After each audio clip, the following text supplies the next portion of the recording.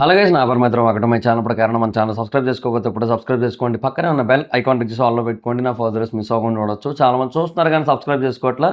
So please try to subscribe and click the bell icon also. So Revanth Reddy గారు బేసిక్గా నిన్న ఒక ప్రెస్ మీట్ అయితే పెట్టారు. ఆ ప్రెస్ మీట్లో బేసిక్గా ఆయన ఒకటైతే మాట్లాడారనమాట. సో దాని గురించి కొంచెం క్లారిటీ తెచ్చుకుందాం. సో ఆయన అన్నది ఏంటి అండ్ దాంట్లో వాస్తవం ఎంత అండ్ ఆయన అర్థం చేసుకోవాల్సింది ఎంత.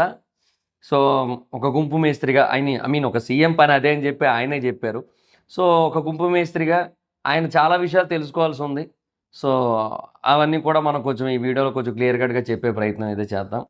So especially for the factor of Vizag మాట్లాడతాం. ఎందుకంటే నేను వైజాగ్ వాడిని. సో నేటివ్ ప్లేస్ వైజాగ్ అనేది. సో మాట్లాడదాం ఒకసారి ఏంటి అలాగా పరిస్థితి ఏంటి ఇవన్నీ కూడా. సో ఫస్ట్ ఆఫ్ ఆల్ ఆయన అన్న మాట ఏంటో చూద్దాం. ఆయన ఏమన్నారంటే బేసిక్గా మెట్రో గురించి మాట్లాడుతున్నారు. ఇప్పుడు హైదరాబాద్ మెట్రో ఎక్స్పాన్షన్ ఏదైతే ఉందో దాన్ని అప్రూవ్ చేయలేదు. సో అహ్మదాబాద్లో మెట్రో ఇచ్చారు, ఈవెన్ విశాఖపట్నానికి కూడా ఇచ్చారు. అది ఎంత ఉంటుంది, మన జూబ్లీ హిల్స్ మాదాపూర్ అంత ఉంటుంది. సో దానికి కూడా ఇచ్చారు మెట్రో, కానీ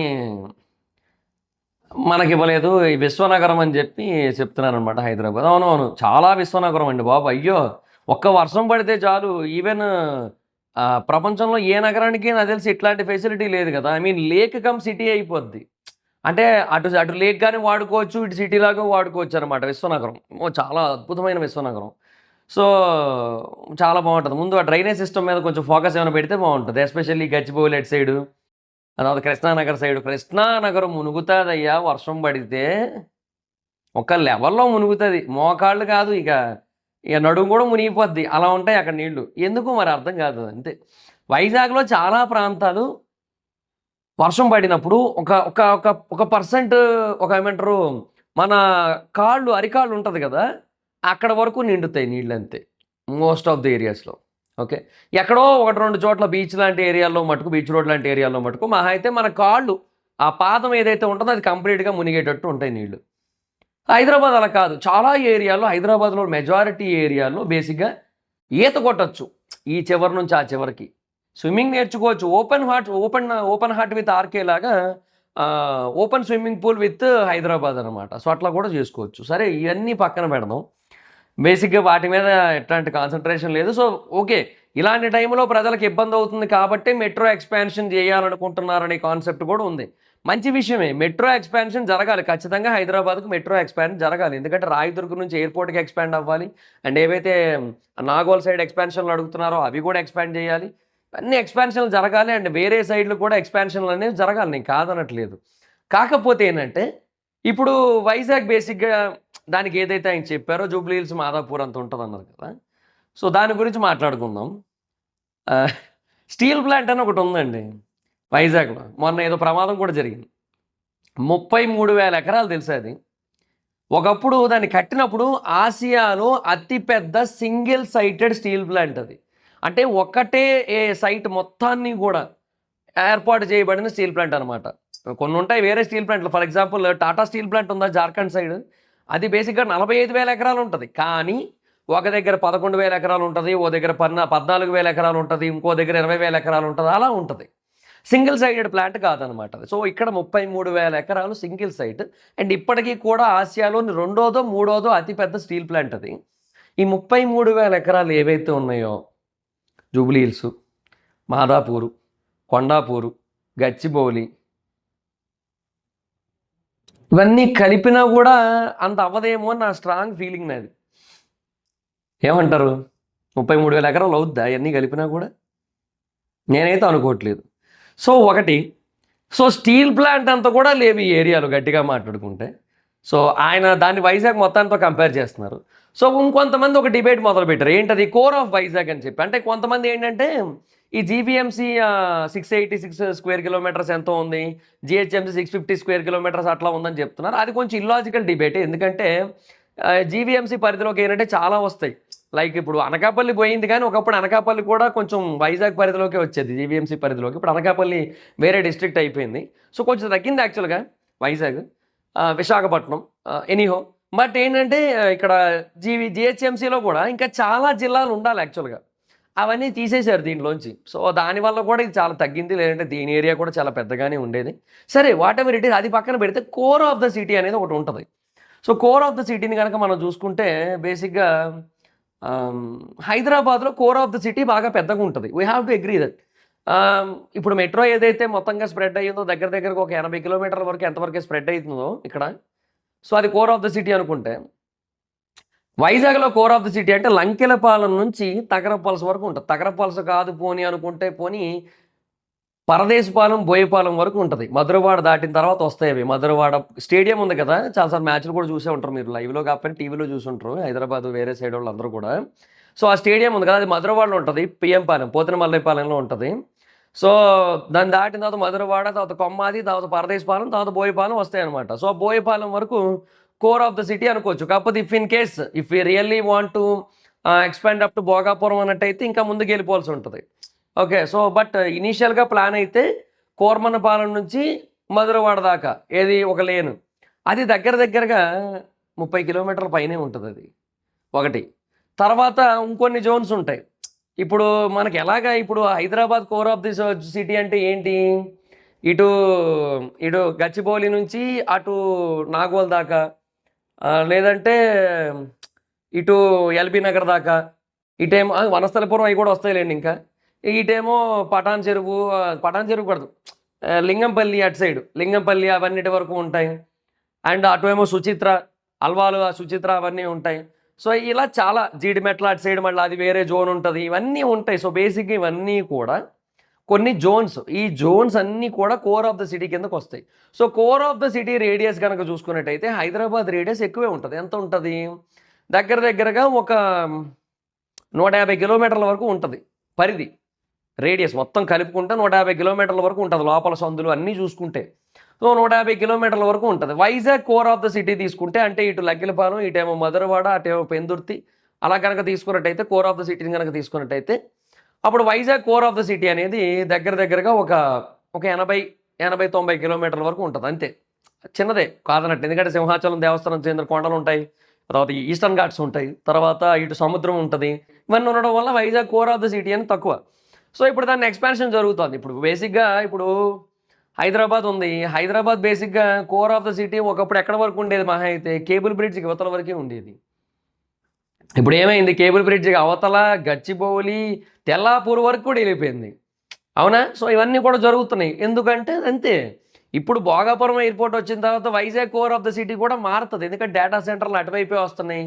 సో అటు బేసిక్గా సాఫ్ట్వేర్ కంపెనీస్ వస్తాయి చాలా, అవన్నీ ఉంటాయి. కాబట్టి వైజాగ్ కోర్ సిటీ కూడా పెరుగుతుంది, అన్నీ మారుతాయి. సో అలా వెళ్తూ ఉంటుంది, అటే ఎక్స్పాండ్ అవుతుంది. ఇటువైపు ఎక్స్పాండ్ అవ్వడానికి ఏం లేదు, ఎందుకంటే లంకెలపాలెం దగ్గర ఆల్రెడీ ఎక్స్పాండ్ అయిపోయిన ఫీలింగే ఉంటుంది అక్కడ ట్రాఫిక్ కనుక మీరు చూస్తే. సో లంకెలపాలెం ఎలాగో ఎక్స్పాండెడ్ అన్న ఫీలింగ్ ఉంటుంది. తర్వాత ఏమంటారు, అటు ఇంకా ముందుకెళ్తే అనకాపల్లి వచ్చేస్తుంది. సో అటు వెళ్ళలేరు, ఇంక ఇటే రావాలి. ఇటు కొత్త వలస దాకా ఎక్కడ దాకా వెళ్ళగలుగుతుంది మహా అయితే. లేదంటే ఇప్పుడు అరకు బేసిక్గా అల్లూరు సీతారామరాజు జిల్లాకి వెళ్ళిపోయినట్టుంది, ఏమో నాకు ఐడియా లేదు కానీ, బట్ చెప్తున్నా ఈ కొత్త వలస దాకా ఉంటుంది. పోనీ ఈ ఎస్కోట్ అవన్నీ మరి దేనికి ఎందుకు వస్తాయో, అనకాపల్లికి ఎందుకు వస్తాయి అనుకుంటా. సరే, వాట్ ఎవర్ ఇట్ ఈస్, అక్కడ వరకు ఎక్స్పాండ్ చేసుకోవచ్చు. ఇటు మధురవాడ సైడ్ మోస్ట్లీ ఎక్స్పాండ్ అవుతుంది. సో అప్పుడు హైదరాబాద్, సికింద్రాబాద్ ఎలాగైతే ఉన్నాయో ఇప్పుడు జంట నగరాల కింద, అలాగే విశాఖపట్నం, విజయనగరం జంట నగరాలుగా మారడానికి స్కోప్ ఉంది because of Bhogapuram airport. Connectivity అనేది రెండు వైపులా ఉంది కాబట్టి ఇప్పుడు భోగాపురం బేసిక్గా జిల్లా అయితే విజయనగరం జిల్లానే, కాకపోతే ఏంటంటే విశాఖపట్నం వాళ్ళ కోసమే మెయిన్గా డిజైన్ చేసింది. విశాఖపట్నం నుంచే ఎలక్ట్రిక్ బస్సులు వేస్తున్నారు. విశాఖపట్నం నుంచే అనకాపల్లి ఆనందపురం ఎక్స్ప్రెస్ వే ఉంది. విశాఖపట్నం నుంచే చూసుకుంటే మనం కొత్తగా బీచ్ రోడ్ నుంచి కొన్ని కారిడార్లు వేస్తున్నారు, అండ్ ఆ తర్వాత అటు నుంచి కూడా కొన్ని కారిడార్లు వేసే ప్రయత్నం చేస్తున్నారు.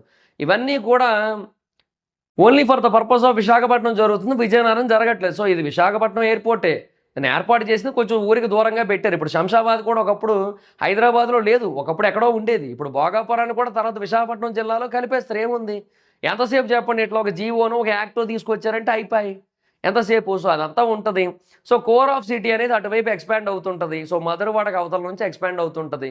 ఇంకా గట్టిగా మాట్లాడుకుంటే మధురవాడ కూడా కాదు, తగరపు వలస, ఆనందపురం ఏదైతే ఉందో అవి బేసిక్గా బాగా ఎక్స్పాండ్ అవుతాయి. జూబ్లీ హిల్స్, బంజారా హిల్స్ లాగా తగరపు వలస, ఆనందపురం ఎక్స్పాండ్ అవుతాయి because of the airport and దాని చుట్టూ ఉన్న ఏరియాలు. వీటి వల్ల ఈ ఎండాడ ఆల్రెడీ ఒక సాచురేషన్ పాయింట్కి వెళ్ళిపోయింది. సో అది పెద్దగా ఏం ఉండదు, దాంట్లో పెద్దగా ఏం బిజినెస్ ఉండదు. Okay, nice. అట్లాగే అటే వెళ్తుంది, ఇంకా అదంతా ఎక్స్పాండ్ అవుతుంటుంది కదా. అండ్ ఇంకొకటి బేసిక్‌గా ఈ వైజాగ్‌లో ఉన్న మెయిన్ హార్ట్ ఆఫ్ ద సిటీలో ఉన్న కొన్ని పెద్ద పెద్ద ప్లేసెస్ ఎక్కువ ఆక్యుపై చేసేస్తాయి. లైక్ ఇప్పుడు సింహాచలం దేవస్థానం చెందిన కొండలు కావచ్చు, ఈస్టర్న్ ఘాట్స్ కావచ్చు, జూ పార్క్ కావచ్చు, దాని ఎదురుగా ఉన్న కంబాల కొండ కావచ్చు. ఇట్లా చాలా ప్రాంతాలు సిటీలోనే ఉన్నట్టుండి ఎక్కువ స్పేస్ ఆక్యుపై చేయడం వల్ల కోర్ ఆఫ్ ద సిటీ కాదనిపిస్తది. కానీ అది కూడా కోర్ ఆఫ్ ద సిటీనే. అది కూడా టూరిజం ఎక్కువగా అట్రాక్ట్ చేసే ప్లేసులే. సో, టూరిజం అట్రాక్షన్ ఎక్కువుంటది. ఎందుకంటే ఎండ్ ఆఫ్ ది డే వాళ్ళకి తెలుసు ఒకవేళ వర్షాకాలం వచ్చినా మనం మునిగిపోములే ఇక్కడ అని చెప్పి. అట్లా అయన్నీ ఉంటాయి గదా! సో, అయన్నీ దృష్టిలో పెట్టుకొని చేస్తారనమాట. సో, అందుకే కోర్ ఆఫ్ ద సిటీ అనేది ఎప్పుడూ కూడా అంటే ఒక మాదాపూరును, జూబ్లీ హిల్స్ మహా అయితే ఎన్ని కిలోమీటర్లుంటాయి? ఎన్ని చదరపు కిలోమీటర్లుంటాయి మాదా హిల్స్ అంటున్నా. మాదాపూరును, జూబ్లీ హిల్స్ 2 కలిపి. మహా అయితే ఎంతుంటాయి? ఒక 30 చదరపు కిలోమీటర్లు అంత కూడా ఉండదు. అంతెందుకుంటది 20 కూడా ఉండదు నాకు తెలిసి. అంతే సింపుల్ 20 కూడా ఉండదు. ఈడ్చీడ్చి కొడితే ఒక 15 ఉంటదేమో నాకు తెలిసి. 15, 18 ఉంటది నాకు తెలిసి. సో, అది బేసిక్‌గా అది వైజాగ్‌లో ఇటు ఎన్ఏడి నుంచి మద్దిలపాలెం దాకా తీసుకుంటే అయిపోద్ది గదా! మరి మరి ఆ తర్వాత స్టీల్ ప్లాంటు, మరి గాజువాక. ఆంధ్రప్రదేశ్‌లోని రిచెస్ట్ జీడీపీ ఉన్న ఏరియా అది గాజువాక. Highest GDP. సో, మరి గాజువాక పరిస్థితి ఏంటి? అటు స్టీల్ ప్లాంట్ ఎంప్లాయీల పరిస్థితి ఏంటి? ఈ మధ్యలో ఏపీఐఏసీ ఉంది, బీహెచ్‌పీవీ ఉంది, అదే BHEL, HPVP, heavy plates and vessels plant అదుంది. మరి దాని పరిస్థితి ఏంటి? అటు పెందుర్తిసి, గోపాలపట్నం అటు సైడ్ పరిస్థితి ఏంటి? సింహాచలం దేవస్థానానికి వెళ్ళే రూట్ పరిస్థితి ఏంటి? అయ్యన్నీ ఏంటి మరి? ఎన్ఏడి నుంచి మద్దిలపాలెం వరకు ఉంటాయి మహా అయితే. అంతే కదా! అంత కూడా ఉంటదా? ఏమో నాకంటే ఎగ్జాక్ట్‌గా ఇప్పుడు మెజర్‌మెంట్లు ఏసుకొని చెప్పలేకపోతున్నాను కానీ టేప్ ఏసి కొలలేను గదా! సో, అందువల్ల చెప్పలేకపోతున్నాను కానీ బట్ ఎన్ఏడి నుంచి మద్దిలపాలెం వరకు ఈజీగా అదొక 12 కిలోమీటర్లు ఎంతో ఉంటది ఆ స్ట్రెచ్ మొత్తం. అండ్ బేసిక్‌గా ఇటు ఉంటది కంప్లీట్‌గా సేమ్. మాదాపూర్, ఈ జూబ్లీ హిల్స్ ఎలాగైతే బోత్ సైడ్ స్ప్రెడ్ అయ్యి ఉంటాయో మెయిన్ రోడ్లకి, సేమ్ అక్కడ కూడా అంతే హైవేకి అటు స్ప్రెడ్ అయ్యి ఉంటది, ఇటు స్ప్రెడ్ అయ్యి ఉంటది. Like that. ఏందో కొంచెం ఆలోచించి అనరు. ఏందో ఆయన. ఆయన బేసిక్‌గా ఇదే మాట మళ్ళీ చంద్రబాబు నాయుడు గారి ముందుకొచ్చి అనమంటే అనరులే అది వేరే విషయం. మోడీ గారి ముందుకొచ్చి అనమంటే అనరు. అక్కడ మళ్ళీ మోదీ గారితో నవ్వుతూ బాగా మాట్లాడతారు. నాకప్పుడు రేవంత్ రెడ్డి గారి స్మైల్ బాగా నచ్చుతది నాకు యాక్చువల్లీ. మోడీ గారి దగ్గర ఉన్నప్పుడు ఆయన స్మైల్ భలే ఉంటది. మోడీ గారు వచ్చేయండి మా దగ్గరికి వచ్చేయండి అన్నప్పుడు నవ్వుతారు భలేగా ఉంటదది. బావుంటాయి అన్నీ బావుంటాయి. ఇట్లాంటివి అప్పుడప్పుడు కొంచెం ఏందంటే అదో రకంగా ఉంటాయి. సో, బేసిక్‌గా కాంగ్రెస్ మళ్ళీ వస్తదా లేదా అంటే ఏమో తెలీదు. హైదరాబాద్‌లో అయితే రాదు. బికాజ్ ఆఫ్ హైదరాబాద్‌లో ఓట్లు పడవు. మరిక మిగతా జోన్స్ పరిస్థితి ఏంటనేది చూడాలింక. రూరలే ఎప్పుడైనా కాంగ్రెస్‌కి బాగా పట్టు. ఇప్పుడు లాస్ట్ టైం గెలిచింది కూడా రూరల్ వల్లే. మరి అర్బన్ మళ్ళీ ఏమైనా చేస్తారా ఏమో ఏం తెలీదు మరింక. సో, ఇలాగే కనుక ఉంటే ఏం చేయలేము. ఒకటైతే వాస్తవం కొంచెం ప్లానింగ్‌తో కనుక ఎళ్ళినట్టయితే ఇంకొక 10 ఏళ్లలో అమరావతి సమ్‌హౌ హైదరాబాద్‌లో సగమైనా సరే బిల్డ్ అవ్వచ్చు. వైజాగ్ హైదరాబాద్‌లో 70% వరకు ఫార్మ్ అవ్వచ్చు. అంతా బానే ఉంటది. కానీ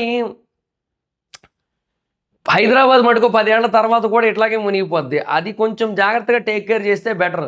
డ్రైనేజ్ సిస్టమ్ చాలా ఇంప్రూవ్ చేయాల్సిన అవసరం ఉంది. ఎప్పుడుదో నిజాం ప్రభుత్వం కాలం నాటి డ్రైనేజ్ సిస్టమ్‌ని ఇప్పటికీ కూడా మెయింటైన్ చేసేస్తూ అలాగే ఉండనీయలే అంటే ఇలాగే వర్షాలకి నీళ్లు ఎటెళ్ళాలో తెలియట్లేదు.